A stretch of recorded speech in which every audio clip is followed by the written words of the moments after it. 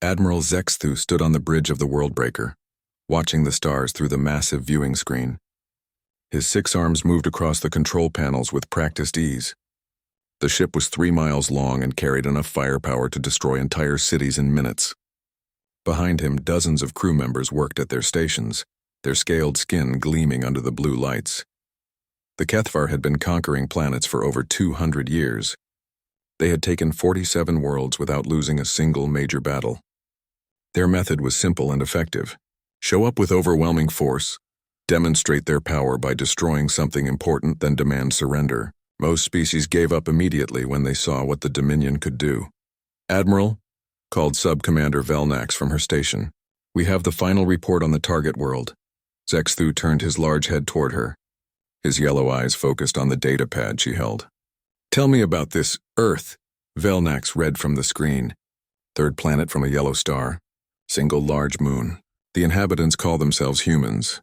They have basic technology, radio waves, primitive rockets, and simple nuclear weapons.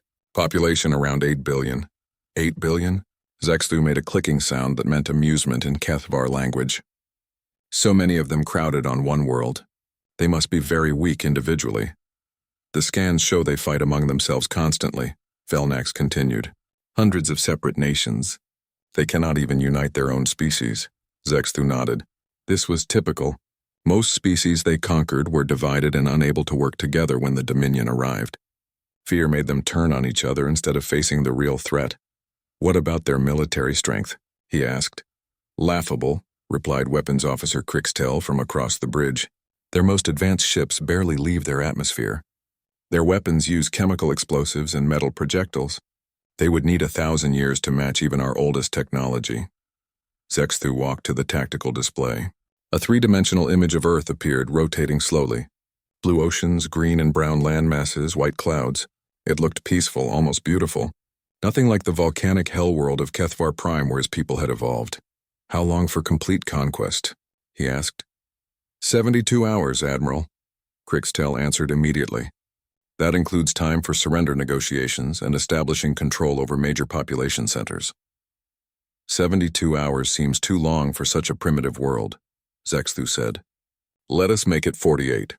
The bridge crew made sounds of agreement. Some even laughed. Another easy victory for the Dominion. Another world to add to their growing empire. "Admiral," Communications Officer Thexran spoke up. "High Command wants to know why you are only taking 3 ships for this operation." Zexthu looked at the young officer. 3 ships? For this target? That seems like too many." He gestured at the image of Earth. "Look at them. They still burn fossil fuels for energy.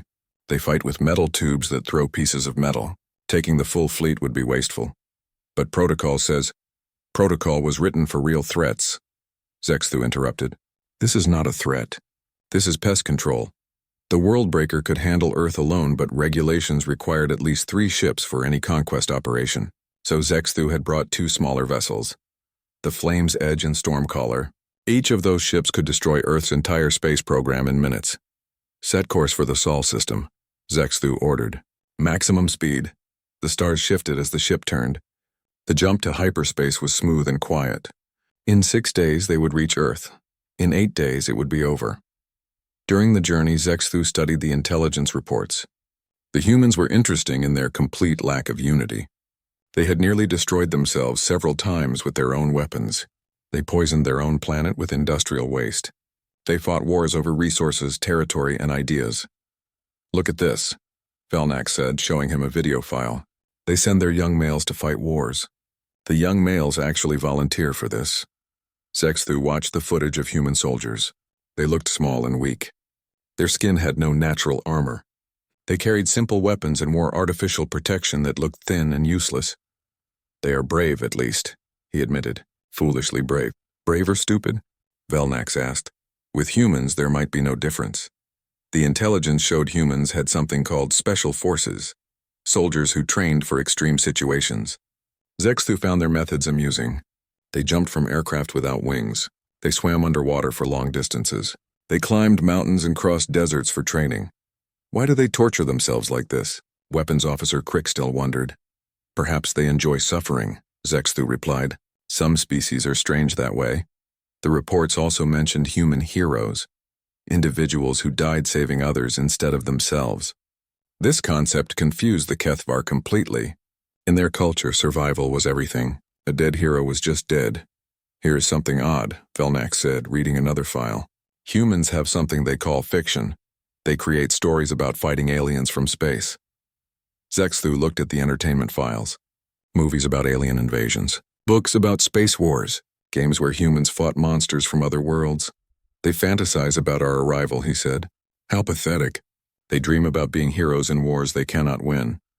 Should we be concerned about their preparations? Asked Crixtel. Zexthu made the clicking sound again. Concerned? About what? Their dreams? When they reached the edge of the Sol system, Zexthu was impressed despite himself. The system was busy with activity. Hundreds of satellites orbited Earth. Space stations circled the planet. Even some basic colonies on the nearby moon, more advanced than we thought, Velnax observed. Still primitive, Zexthu corrected. Just more numerous. The 3 Dominion ships moved toward Earth. They would decloak near the moon, broadcast their demands, and wait for the inevitable surrender. Standard procedure. All ships report ready, Communications Officer Thexeran announced. Weapons charged and targeted, added Crixtel. Begin standard conquest protocol, Zexthu ordered. Decloak and broadcast surrender demands on all frequencies. The Worldbreaker and its escorts appeared near Earth's moon like ghosts becoming solid. Immediately, alarms began sounding on Earth. Human satellites turned toward them. Radio chatter filled the communication channels. Broadcasting now, Thexeran reported, using their most common languages. The message was simple and direct. People of Earth, your planet is now claimed by the Kethvar Dominion. Surrender immediately and accept our rule or face complete destruction. You have 1 hour to respond. Zexthu expected panic, chaos, desperate attempts to negotiate. Instead, something unexpected happened. The human response came back in clear, unafraid voices.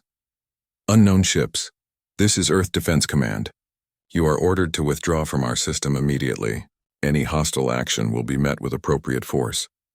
Zexthu stared at the communication station. Did they just threaten us? It appears so, Admiral. They do realize we could destroy their entire planet? The message suggests they do not care. For the first time in his military career, Admiral Zexthu felt something unusual. Not fear, that was impossible. But curiosity. What kind of species responded to overwhelming force with defiance? Send the message again, he ordered. Perhaps they did not understand. The second human response was even stranger. Message received and understood. Our answer remains the same. Leave now or face the consequences.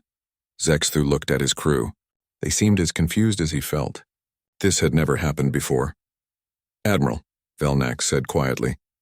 What do we do now? Zexthu straightened to his full height. We show them what happens to species that defy the Dominion. The warning shot from the Worldbreaker lit up the dark side of Earth's moon. A beam of pure energy carved a canyon 5 miles long across the lunar surface. The weapon could have easily hit Earth instead, and the humans knew it. Admiral Zexthu watched the communication screens, waiting for the panic to begin. Every other species had surrendered after seeing such a display of power. The humans would surely understand now. Instead, something impossible happened across Earth's surface. Instead of surrendering, the humans activated every military installation on their planet simultaneously. Radar stations came online. Missile silos opened. Aircraft launched from hundreds of bases. Ships left harbors and headed for open ocean. Admiral, Communications Officer Thexeran said, his voice confused. They are mobilizing for war. War? Zexthu clicked his mandibles in disbelief. Against us? The human response came 30 minutes later.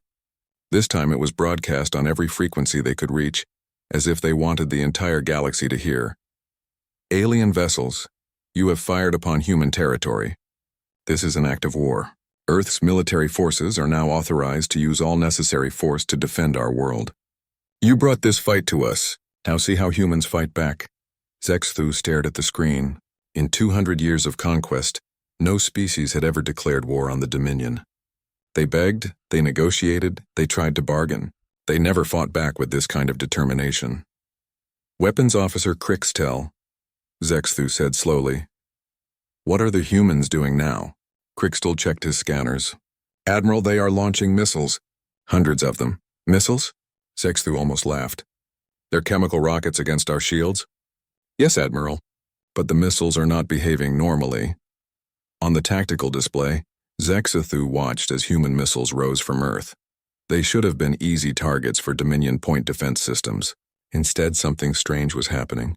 Some missiles flew in straight lines, others weaved unpredictably. Some appeared to break apart, only to reveal smaller missiles inside. Others seemed to disappear entirely, then reappear somewhere else. How are they doing this? Velnax asked. Unknown, Crixtel replied. Some missiles are carrying electronic warfare systems we did not detect in our scans. They are jamming our targeting computers. The first wave of missiles reached the Dominion fleet. Most were destroyed by the ship's defenses, but several got through. They did not explode against the hulls as expected. Instead, they attached themselves to the ships like metal parasites. What kind of warhead penetrates hull armor by attaching to it? Zexthu demanded. His question was answered when the ship's computer systems started malfunctioning. Warning lights flashed across the bridge. Several control stations went dark. The artificial gravity fluctuated. They are computer viruses, Texran shouted. The missiles carried computer viruses into our systems. Zexthu felt his blood temperature drop. Computer warfare was not unknown in the galaxy, but it required detailed knowledge of enemy systems. How could humans create viruses that affected Kethvar technology they had never seen before? Cut all external connections, he ordered. Isolate infected systems. Already trying, Admiral, Texran replied. But the viruses are adapting faster than we can stop them. On the tactical screen, more missiles were launching from Earth, but these were different, larger, moving faster. And they were not alone. Admiral, Crixtel said, his voice tight with concern. They are launching spacecraft. Zexthu looked at the scanner readings. Human ships were rising from Earth, but they looked nothing like the primitive vessels in the intelligence reports. These ships moved with purpose and speed. They were small, but they flew in formations that suggested advanced tactical thinking. How many ships? He asked. Over 300 so far, Admiral. More launching every minute. Zexthu felt something he had not experienced in decades, uncertainty. The intelligence reports had shown maybe 50 human spacecraft, all primitive. Where were these ships coming from? Admiral, Velnax called out. The humans are using their orbital debris as weapons. The tactical display updated. Human satellites were moving out of their normal orbits, accelerating toward the Dominion fleet. Old space stations broke apart into clouds of metal fragments. Even pieces of space junk were being directed at the alien ships. They are turning their entire orbital infrastructure into kinetic weapons, Crixtel reported. Thousands of projectiles incoming. The Dominion point defense systems worked frantically to destroy the incoming debris. Energy beams swept space, destroying satellites and fragments. But there were too many targets, and they kept coming. Then the human spacecraft arrived. Zexthu had expected them to maintain safe distances and fire missiles. Instead, they came straight at the Dominion ships like bullets fired from guns. No evasive maneuvers. No attempt to preserve their own lives. They are ramming us, Crixtel shouted.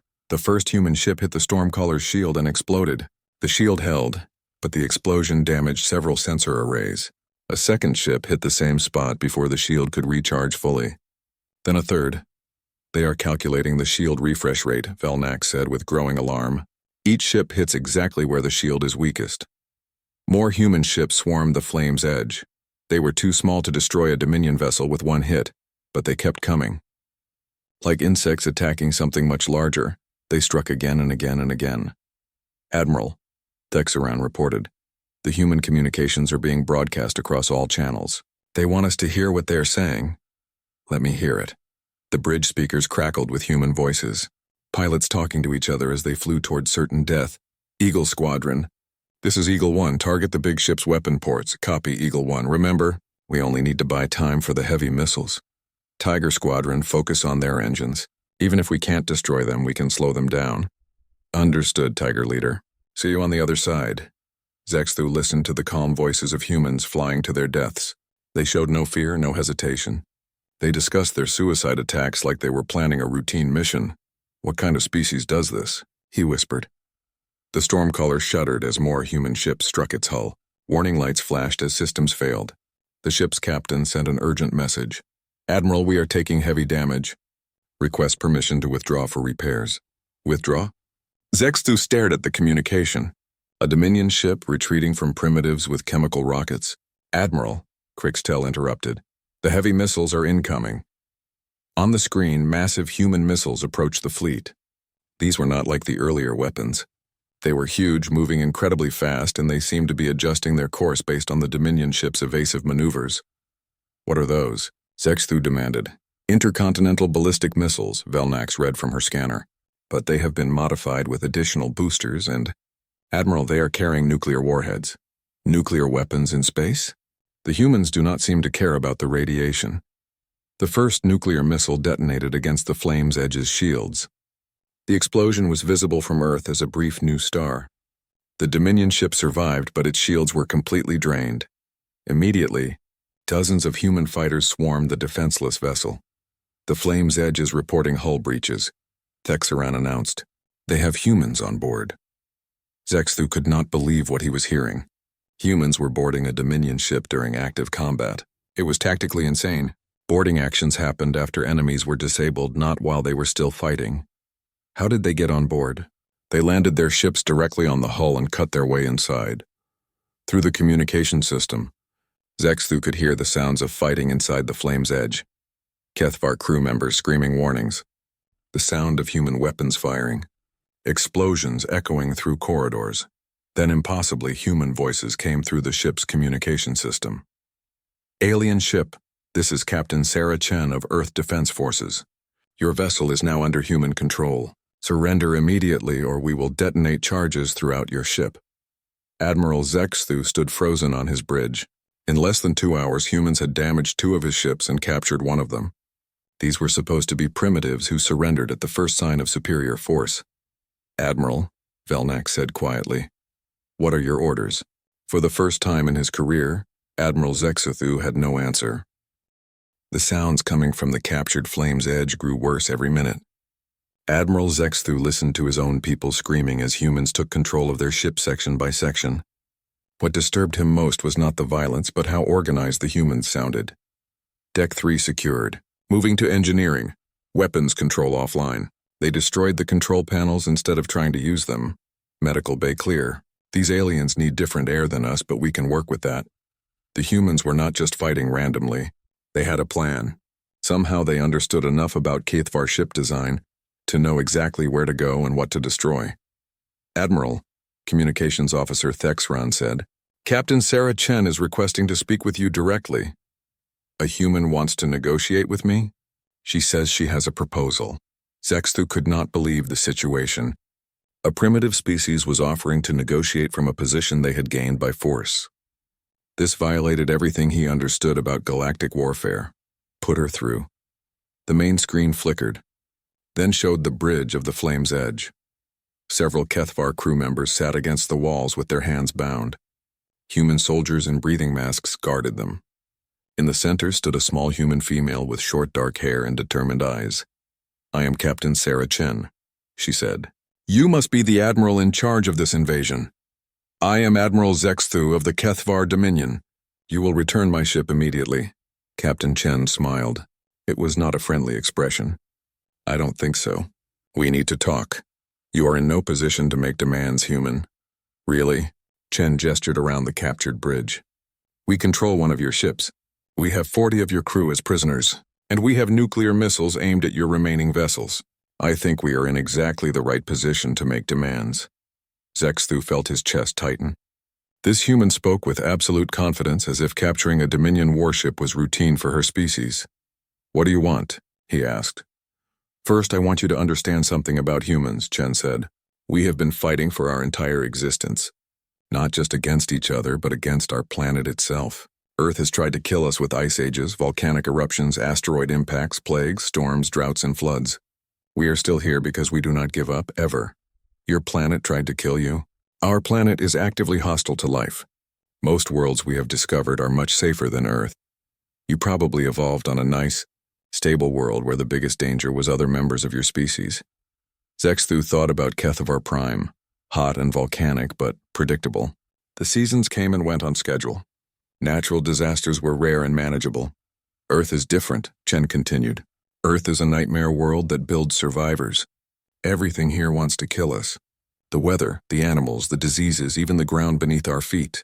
We have survived by becoming the most adaptable, most stubborn, most creatively violent species imaginable. You think this makes you superior to us? I think this makes us impossible to defeat, Chen replied. Do you know what humans do when our initial plan fails? We make a new plan. When that fails, we make another. We keep adapting until something works. We never stop. We cannot stop. Our planet trained that instinct out of anyone who could be stopped. Through the communication link, Zexthu could hear human voices in the background, working with captured Kethvar equipment.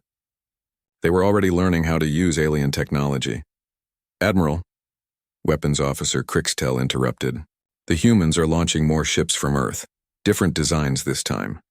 Zexthu looked at his tactical display. New types of human spacecraft were rising from the planet. These ships were larger and appeared more heavily armed. How many different kinds of ships did humans have? Where are these ships coming from? He demanded. Captain Chen heard the question through the open communication link. Those are civilian ships, she said casually. Cargo haulers, mining vessels, passenger transports.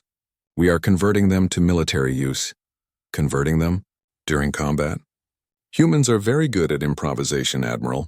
Right now, every major corporation and government on Earth is working together to modify every spacecraft we have into weapons. We are also building new ships as fast as possible. Zexthu felt a chill run through his blood. Your species can unite during warfare. Oh yes, humans love fighting each other. But we love fighting outsiders even more. You have done something amazing, Admiral. You have given 8 billion humans a common enemy. The tactical display updated again. More ships launching from Earth, but these were not spacecraft. They were ballistic missiles, but modified in ways that made no sense. What are those? Velnax asked. Those appear to be nuclear weapons with life support systems attached. Crixtel replied, confusion clear in his voice. Captain Chen laughed. Orbital insertion pods.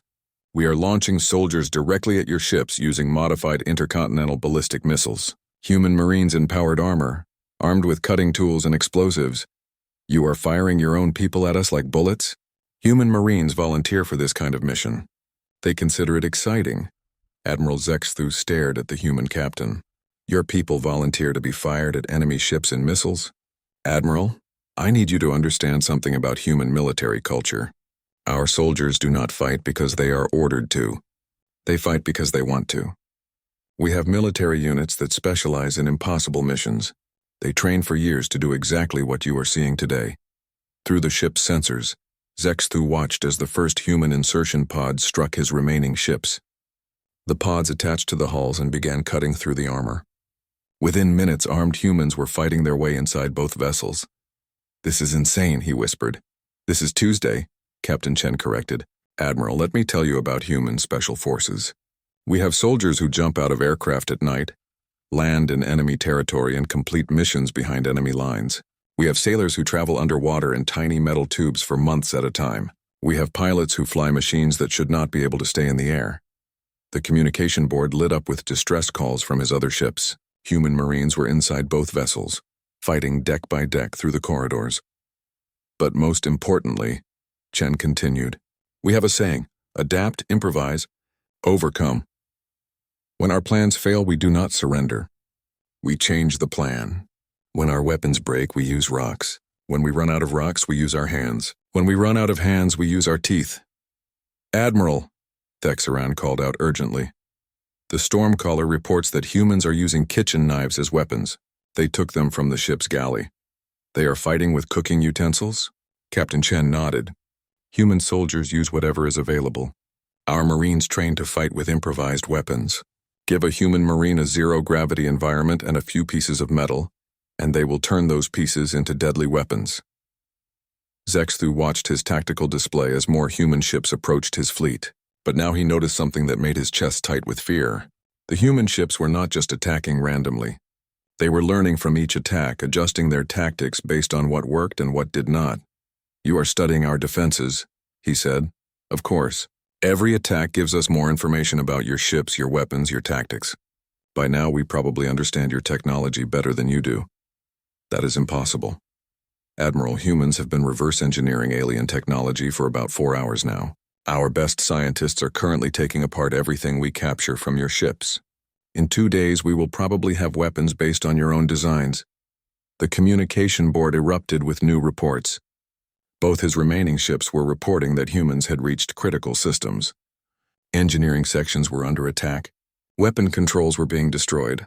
Life support systems were being tampered with.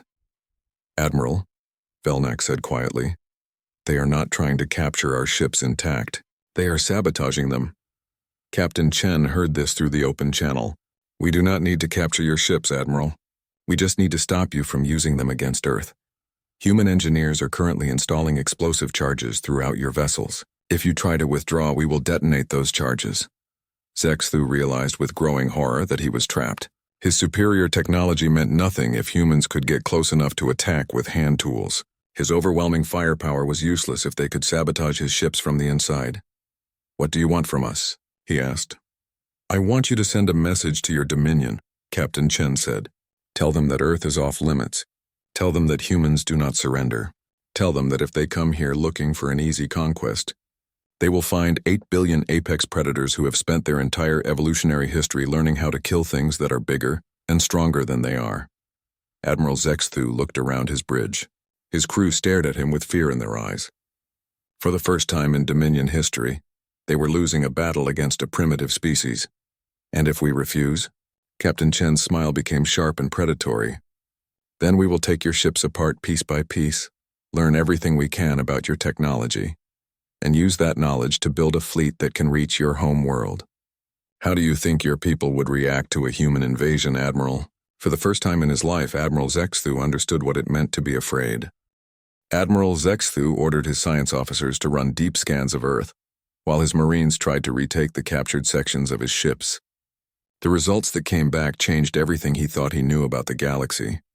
Admiral, Science Officer Texavar said, her voice shaking slightly. You need to see this data about the human homeworld. The main display shifted to show Earth's geological history. What Zexthu saw made his blood run cold. This planet has experienced 5 mass extinction events, Texavar continued. Asteroid impacts, supervolcanic eruptions, ice ages that covered most of the land surface. Each event destroyed over 70% of all life on the planet. 5 extinction events? Zexthu stared at the data. How is there anything still alive? The life that survived became incredibly adaptable. But Admiral, look at this timeline. The most recent extinction event was only 65 million years ago. On most worlds, that would not be enough time for intelligent life to evolve. Velnax joined them at the science station. How long did it take life to recover from each extinction? Between 5 and 10 million years, Texavar replied. But each time the species that emerged were more resilient than the ones that died. Earth essentially restarted evolution 5 times, and each time the survivors were harder to kill. Admiral Zexthu thought about his own homeworld. Kethavar Prime had experienced 1 minor extinction event in its entire history, over 2 billion years ago. His people had evolved on a stable, predictable world where the greatest dangers came from other Kethavar. Show me the recent climate data, he ordered. The display changed to show Earth's climate over the past 1,000,000 years. Zexthu saw a pattern of ice ages and warm periods that seemed almost designed to torture any intelligent species trying to develop civilization. The humans evolved during a period of extreme climate instability, Texavar explained. Ice ages came and went every 100,000 years. Their species survived multiple environmental catastrophes that would have destroyed most civilizations.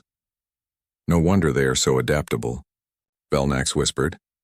Captain Chen's voice came through the communication link from the captured ship. Are you learning about our planet, Admiral? Your world tried to kill you, Zexthu said. Repeatedly. Our world succeeded in killing most species that lived here, Chen corrected.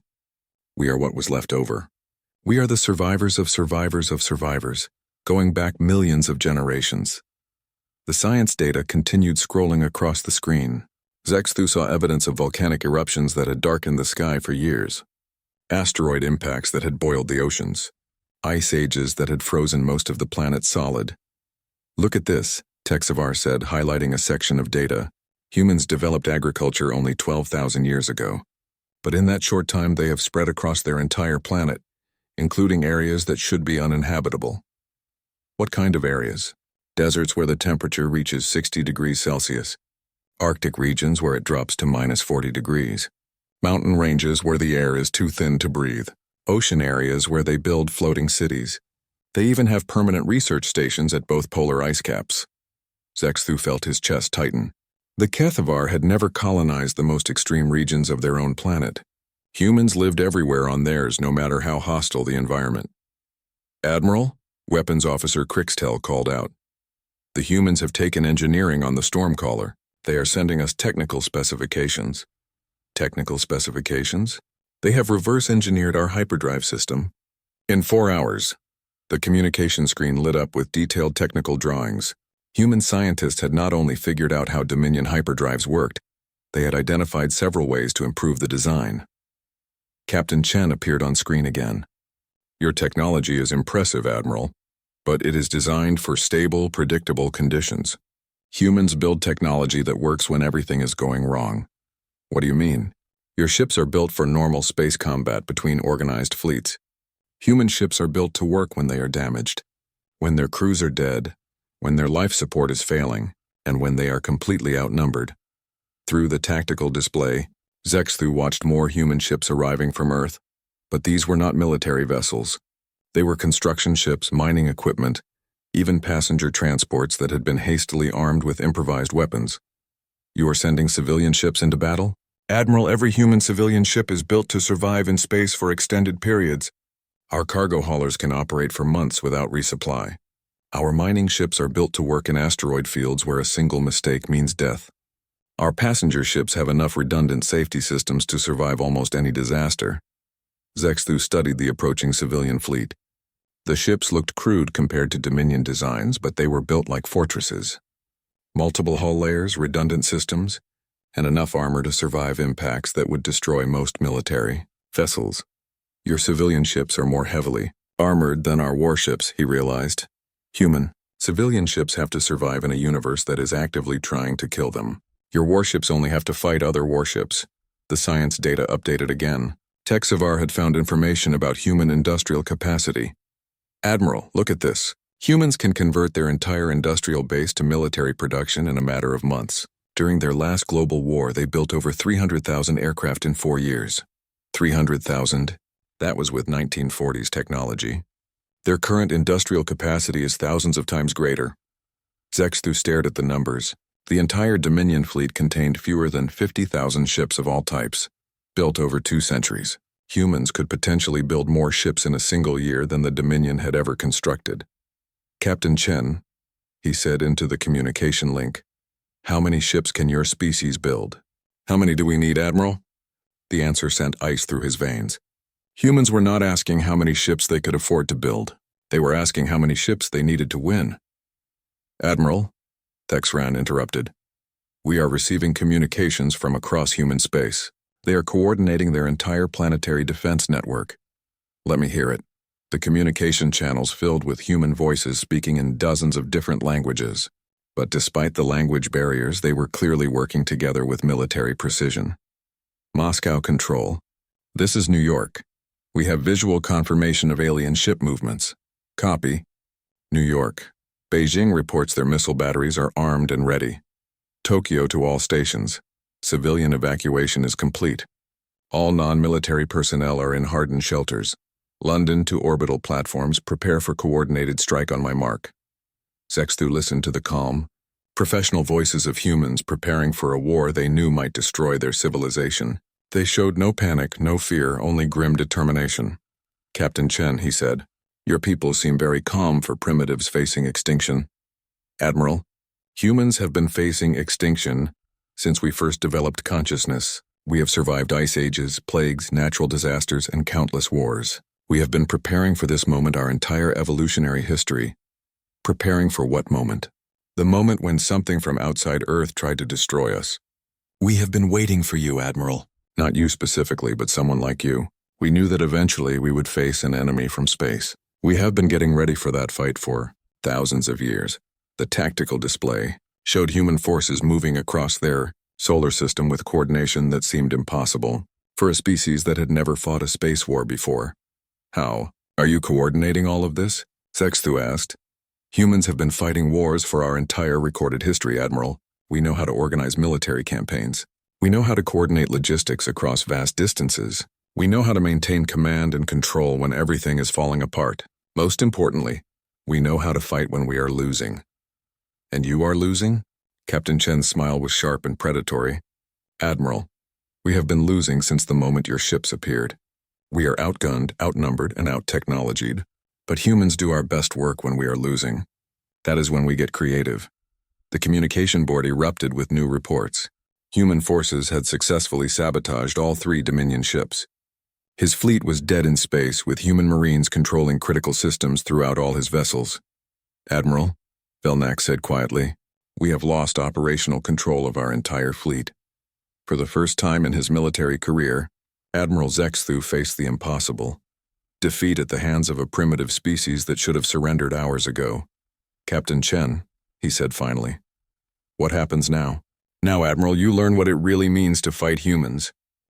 Admiral Sexthu sat in his command chair, watching his tactical display show the impossible. His 3 ships were completely disabled, controlled by human boarding parties who had somehow learned to operate Kethvar technology in a matter of hours. Around Earth, hundreds of human ships moved in coordinated formations that should have taken years to develop.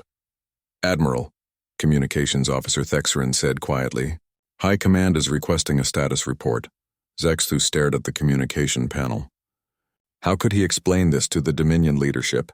How could he tell them that 3 of their most advanced warships had been captured by primitives using kitchen knives and improvised weapons? Put me through to High Command. The main screen flickered to show the council chamber on Kethvar Prime.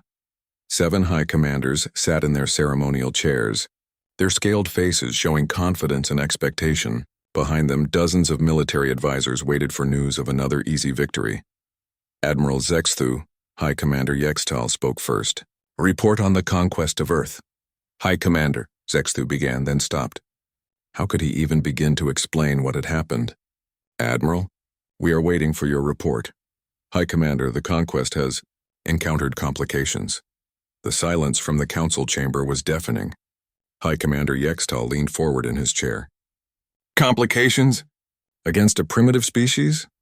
The humans are not what our intelligence reported. They have proven to be far more capable than anticipated. Explain. Admiral Sexthu took a deep breath. High Commander, the humans have captured all 3 of our ships. The explosion of voices from the council chamber was immediate. 7 High Commanders and dozens of advisors began shouting questions and demands simultaneously. It took several minutes for High Commander Yextal to restore order. Admiral, Yextal said, his voice deadly calm, repeat your last statement. The humans have captured the Worldbreaker, the Flame's Edge, and the Stormcaller. All 3 vessels are currently under human control. That is impossible. High Commander, I am transmitting tactical data from the battle. The humans did not fight as any species we have encountered before. The tactical data flowed to Kethvar Prime. Sexthu watched the High Commanders. Faces changed from disbelief to confusion to something he had never seen before. Fear. They use suicide attacks? High Commander Felnex asked, constantly. Human pilots deliberately crashed their ships into our vessels. They used their own bodies as weapons. And they succeeded in boarding our ships during active combat? They fired their own soldiers at our ships using modified ballistic missiles. The humans call it orbital insertion. Their marines cut through our hulls while we were still fighting. High Commander Yextal studied the data for several minutes. Admiral, how many human casualties did we inflict? Approximately 1,200 confirmed kills, High Commander. 1,200. And they continued fighting? High Commander, the humans seemed to consider those casualties acceptable losses. They never slowed down, never retreated, never asked for terms. Captain Chen's voice came through the communication link from the captured ship. Admiral, are you speaking with your superiors? Captain Chen has requested to address the High Command directly, Sexthu said. A human wishes to speak to us? She says she has a message for the Dominion leadership. High Commander Yextal considered this for a moment. Very well. Put the human through. Captain Chen appeared on the screen, standing on the bridge of the captured Flame's Edge. Behind her, Kethvar crew members sat under guard while human engineers worked at alien control stations. "I am Captain Sarah Chen of Earth Defense Forces," she said. "I believe you need to understand some things about humanity. You will return our ships immediately," High Commander Yextal demanded. "No," Chen replied simply. "We will not." The directness of her refusal seemed to shock the High Command. Zexthu had never seen anyone speak to the High Commanders with such casual defiance. "You are in no position to refuse our demands," Yextal continued. "High Commander, we have captured 3 of your most advanced warships. We have 47 of your people as prisoners. We have reverse-engineered your technology and identified several weaknesses in your designs. I think we are in exactly the position to refuse your demands. What do you want? I want you to understand what you have started here. You came to Earth expecting to find a weak, divided species that would surrender at the first sign of force. Instead, you found 8 billion apex predators who have spent their entire evolutionary history learning how to survive extinction events." Captain Chen gestured to the tactical display behind her. "Right now, every major nation on Earth is working together for the first time in our history. Every corporation, every government, every military force is focused on a single goal: making sure you never threaten Earth again. You cannot threaten the Dominion with 3 captured ships. High Commander, let me tell you what is happening on Earth right now. Our shipyards are building new vessels using technology we learned from your ships.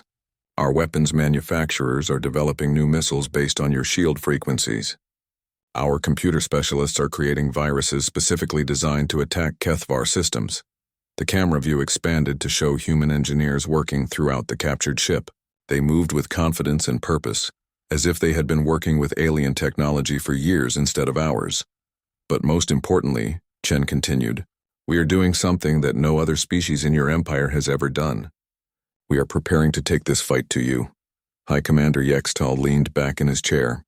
"You would attempt to attack Dominion worlds?" "High Commander, humans have a saying, the best defense is a good offense. You brought war to our home. Now we will bring war to yours. That is impossible. You lack the technology for interstellar travel." Captain Chen smiled. "We do now.